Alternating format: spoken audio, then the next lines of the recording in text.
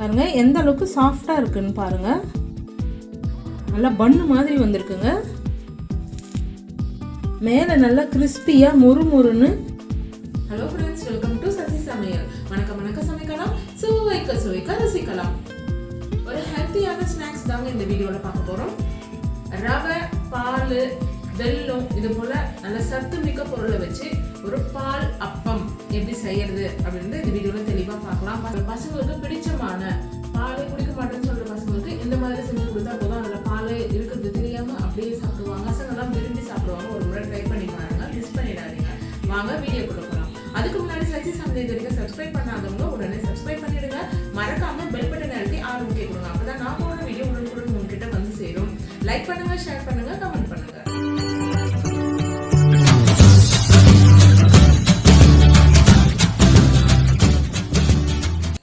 First ஒரு cup அளவுக்கு ரவை எடுத்துக்கிறேங்க.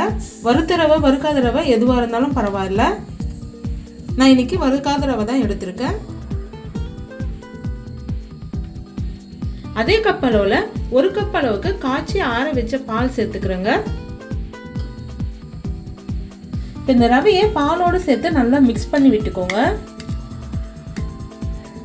பாருங்க இந்த அளவுக்கு தண்ணியா இருக்கு. இப்போ ஒரு 10 இருந்து 15 நிமிஷம் அப்படியே எடுத்து மூடி வச்சிருங்க. இது நல்லா ஊறி வரும் பாலில். 15 நிமிஷம் கழிச்சு பார்க்கலாம். இப்போ ஒரு அகலமான பாத்திரம் எடுத்துக்கலாங்க. அதில் ஒரு கப் அளவுக்கு வெல்லம் சேர்த்துக்கிறேங்க. அரை கப் அளவுக்கு தண்ணி சேர்த்துக்கலாங்க. இப்போ இது மெதுவாக கரைச்சி எடுத்துக்கலாங்க. இது நல்லா கொதிச்சு பாக வரணும்னு அவசியம் இல்லை. வெல்லம் நம்மளுக்கு கரைஞ்சி வந்தால் போதும். அந்த அளவுக்கு ஹீட் பண்ணி எடுத்துக்கலாம். பாருங்க வெல்லம் நல்லா கரைஞ்சி வந்துருச்சு. இப்போ ஸ்டவ் ஆஃப் பண்ணிடலாங்க. இது ஆறட்டும், இது அப்படியே இருக்கட்டும். இப்போ 15 நிமிஷம் ஆயிடுச்சுங்க. ரவை பாருங்க நல்லா ஊறி வந்திருக்கு. எந்த அளவுக்கு டைட் ஆயிட்டு இருக்கு பாருங்க. இப்போ இந்த ரவையை மிக்ஸி ஜார்ல சேர்த்துக்கிறேங்க. இப்போ தண்ணிலாம் எதுவும் சேர்க்காம அப்படியே நல்லா ஒரு பேஸ்டா அரைச்சி எடுத்துட்டு வந்துடலாம்.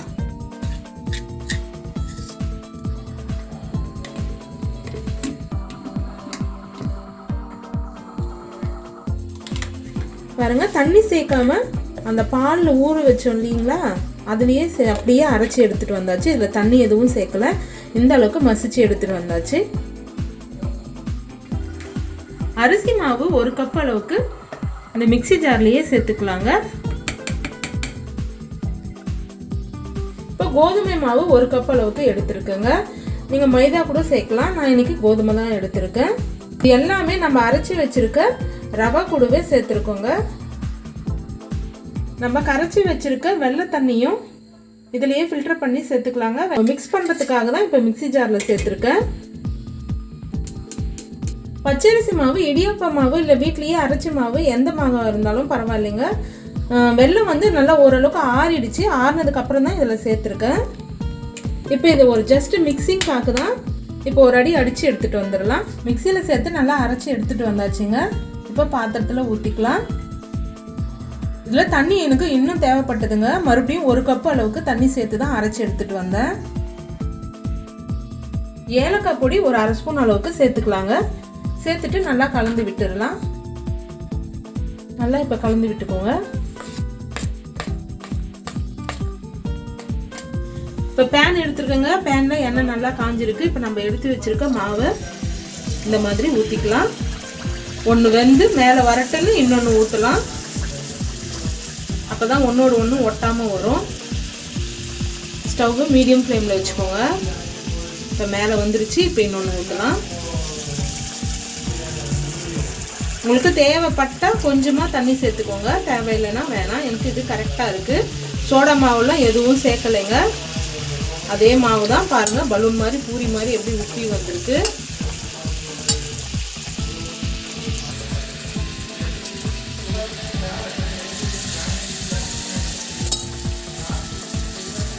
பாருங்க இப்போ நல்லா பலூன் மாதிரி உப்பி வந்தது. அப்படியே திருப்பி விட்டுக்கோங்க. ஸ்டவ் மீடியம் ஃப்ளேமில் வச்சுக்கோங்க. ஹையாக வச்சிங்கன்னா மேலே செவந்துடும், உள்ளுக்குள்ளே வேகாமல் இருக்கும்.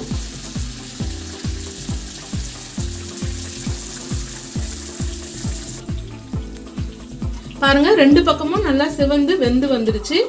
நுரையும் நல்லா அடங்கிடுச்சு பாருங்க. இப்போ நம்ம எண்ணெயிலிருந்து எடுத்துடலாங்க. ஒரு பிளேட்டுக்கு மாற்றி வச்சுக்கலாம். இப்போ மிச்சம் இருக்கிற மாவையும் அதே மாதிரி நம்ம பொரிச்சு எடுத்துக்கலாம். நம்ம எந்த சோடா மாவு எதுவும் சேர்க்கல. அப்படி இருந்தும் உங்களுக்கு பாருங்க எவ்வளோ பம்முன்னு எழும்பி இருக்கு. நம்ம பால் சேர்த்துருக்கிறதுனால நல்லா சாஃப்டாக இருக்குங்க. சாப்பிட்டாலும் நல்ல எனர்ஜி தான் பசங்களுக்கு. பால் குடிக்க மாட்டேன்னு சொல்கிற பசங்க கூட இந்த மாதிரி செஞ்சு கொடுக்கும்போது இந்த விதத்தில் உங்களுக்கு பால் நல்லா உள்ளே போயிடும். ரொம்ப சூப்பராக டேஸ்ட்டாக அருமையாக ரெடியாகி வந்திருக்குங்க நம்மளுடைய பால் அப்பம். நான் மீடியம் சுகர் வேணும்னு சொல்லிட்டு இனிப்பு கரெக்டாக சேர்த்துருக்குங்க. உங்களுக்கு எக்ஸ்ட்ரா இனிப்பு வேணும்னா அதுக்கேற்ற மாதிரி முன்ன பின்ன நீங்கள் சேர்த்துக்கோங்க. தண்ணியெல்லாம் இதே அளவுகளில் போட்டு செய்யுங்க, உங்களுக்கு கரெக்டாக வரும். தண்ணி அதிகமாக சேர்த்திங்கன்னா உங்களுக்கு எண்ணெய் கோத்துட்டு வரும். இதே போல் வாழைப்பழத்தை வச்சு ஒரு போண்டா எப்படி செய்யறது அப்படின்னு ரைட் சைடில் இருக்க வீடியோ பார்த்து தெரிஞ்சுக்கோங்க. இது வரைக்கும் சசி சமையலை சப்ஸ்கிரைப் பண்ணாதவங்க உடனே சப்ஸ்கிரைப் பண்ணிடுங்க. லைக் பண்ணுங்க, ஷேர் பண்ணுங்க, கமெண்ட் பண்ணுங்க. ஓகே, பாய்.